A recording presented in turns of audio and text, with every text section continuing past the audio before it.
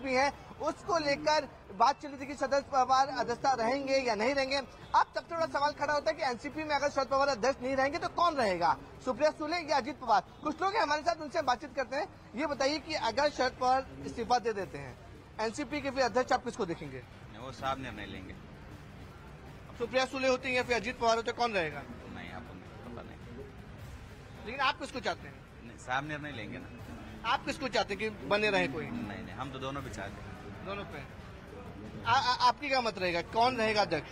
पवार साहब इसलिए। पवार साहब। अगर पवार साहब नहीं मानते हैं और बोलते कि नहीं मैंने डिसीजन ले लिया, फाइनल है, तो किसको देखेंगे आप? नहीं, वो मानेंगे वो मानेंगे? सब कार्यकर्ता इतने है नर्वस हो गए तो मानेंगे पवार साहब। आपको अभी उम्मीद है कि मानेंगे? मानेंगे, हाँ उम्मीद है। आपको भी उम्मीद है? उम्मीद है। तो मानेंगे? नहीं माने तो कौन आपकी नजर में कौन होगा? नहीं, वो तो नहीं, वो साहब निर्णय लेंगे। साहब निर्णय लेंगे। तो अनुपमा, देखिए जिस तरीके से एनसीपी के कार्यकर्ता यहाँ पे मौजूद हैं, उनका साफ तौर पे कहना है कि अभी भी उनके लिए शरद पवार ही अध्यक्ष रहेंगे। अगर नहीं होते हैं तो शरद पवार तय करेंगे कि आखिरकार उनकी कुर्सी पर कौन बैठेगा। जो पावर गेम है विवेक, वो शरद पवार के पास रहने वाला है। अगर हम उनकी 63 सालों की राजनीतिक यात्रा को देखें तो राजनीति के ऐसे धुरंधर, वो ऐसी बिसात बिछाते हैं कि बड़े बड़े सुरमा ढेर हो गए। तो क्या जो उनका अध्यक्ष पद से इस्तीफा देना है, इसके पीछे उनकी कोई और सोच है? इस संभावना से इनकार नहीं किया जा सकता।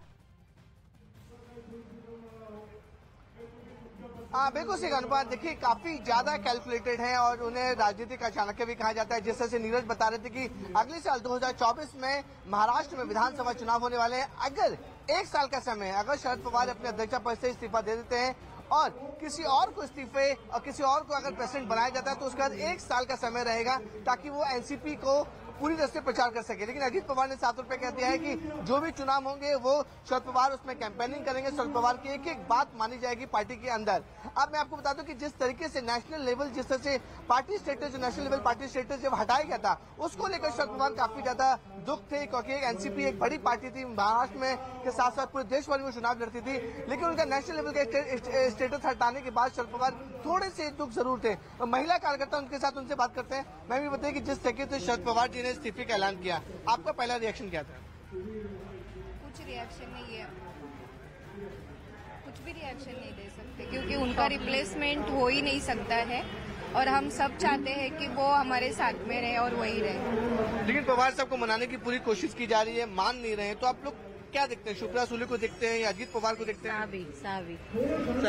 उनका कोई रिप्लेसमेंट है ही नहीं है, उनका रिप्लेसमेंट है ही नहीं है कोई। लेकिन पवार साहब तो मान नहीं रहे अभी। नहीं, वही रहेंगे। विवेक, इस बात को समझा जा सकता है कि जो कार्यकर्ता है, क्योंकि एनसीपी एक ऐसी पार्टी है जिसे बनाया शरद पवार ने है, किसी और पार्टी की तरह नहीं कि अभी जो है कोई और चला रहा है, बनाया शरद पवार ने है। लेकिन अब ये समझने की जरूरत है कि अगर अजीत पवार और सुप्रिया सुले का नाम इस कमेटी की तरफ से नहीं डिसाइड किया जाता है तो तीसरा वो कौन सा बड़ा नाम होगा जो सामने निकल कर आएगा कमेटी की तरफ से? क्या कोई ऐसा नाम? अनुपम, देखिए इसमें देखिए 3 नाम बहुत ज्यादा इंपॉर्टेंट है। पहला नाम सुप्रिया सुले, जो राजनीति में देखा जाता है कि अगर कहीं भी कोई बड़ा पद होता है तो वो खून के रिश्ते को दिया जाता है। शरद पवार की बेटी है सुप्रिया सुले, तो सबका ये अंदाजा लगाया जा रहा है कि अगर शरद पवार नहीं मानते, अगर इस्तीफा दे देते हैं तो उनकी बेटी सुप्रिया सुले को एनसीपी का प्रमुख बना दिया जाएगा। दूसरा बड़ा नाम है अजीत पवार, महाराष्ट्र में बड़े नेता हैं, लोगों के साथ संपर्क में रहते हैं और अजीत पवार नाम दूसरे नाम। तीसरे नाम पर अगर हम चर्चा करें तो जयंत पाटिल का नाम सामने आ रहा है, जो बहुत ही डाउन टू अर्थ रहते हैं, लेकिन उनकी जो कनेक्टिविटी पूरे महाराष्ट्र में बहुत ज्यादा है और शरद पवार के बहुत खास माने जाते हैं जयंत पाटिल। ये 3 नाम अभी सामने आ रहे हैं कि इन 3 नामों में से एक नाम जो होगा वो एनसीपी के अध्यक्ष होंगे। लेकिन जिस तरह से कार्यकर्ता है, जिस तरह से नेता है, उनकी 18 सदस्य की कमेटी तो बन गई है, लेकिन अध्यक्ष कौन बनेगा उसका फाइनल डिसीजन कोई और नहीं बल्कि खुद शरद पवार तय करेंगे कि अध्यक्ष कौन बनेगा। क्योंकि देखिए सबसे अहम रोल अब अजीत पवार का होने वाला है, क्योंकि पिछले दिनों जो खबरें आई, अगर हम पिछले 1 से 1.5 महीने के घटनाक्रम को देखें, बीजेपी में जाने को लेकर के जो खबरें आई कि एक गुटबाजी चरम पर है जिसमें अजीत पवार के साथ काफी ज्यादा कार्यकर्ता मौजूद हैं, तो क्या अब वो अध्यक्ष पद की रेस में सबसे आगे चल रहे हैं?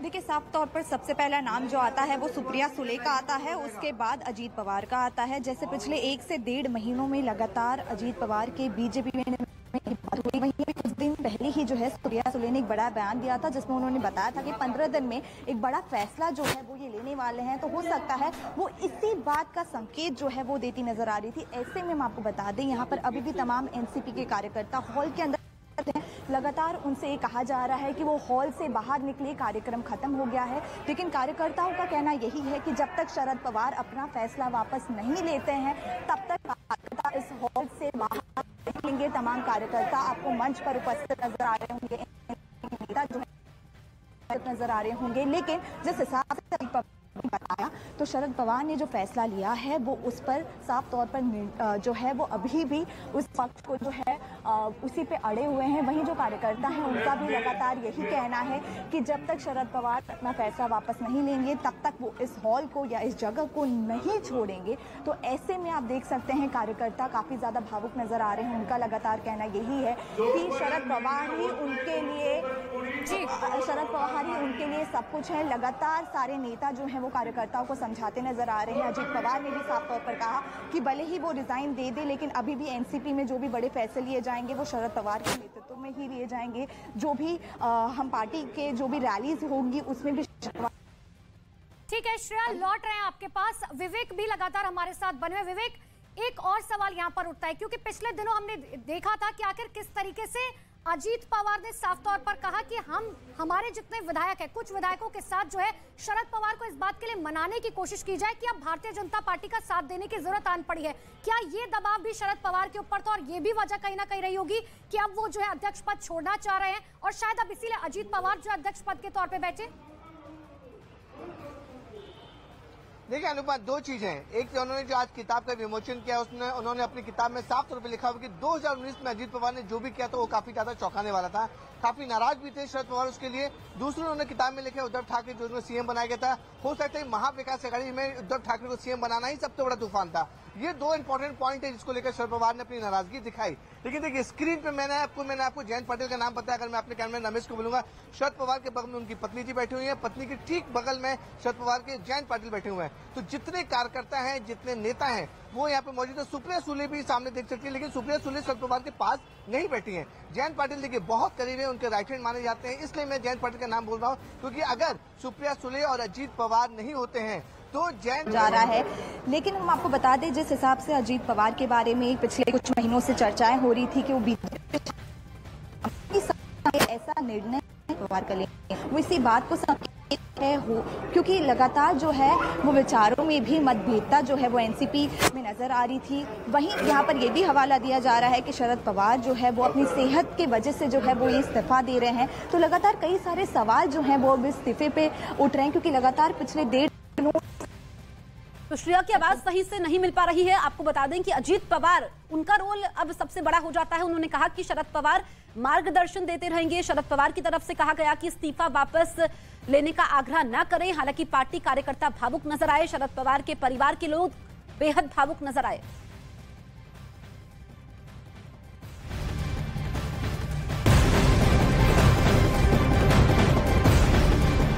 और देखिए बड़ी खबर इस वक्त की आपको बता दें, बड़ी खबर बता रहे कर्नाटक के घोषणा पत्र पर प्रधानमंत्री नरेंद्र मोदी ने बड़ा हमला बोला है, साथ ही निशाना साधा है। प्रधानमंत्री ने कहा कि कांग्रेस पार्टी ने पहले श्रीराम को बंद किया था। बिल्कुल, दरअसल जो कांग्रेस ने आज घोषणा पत्र जारी किया है उसने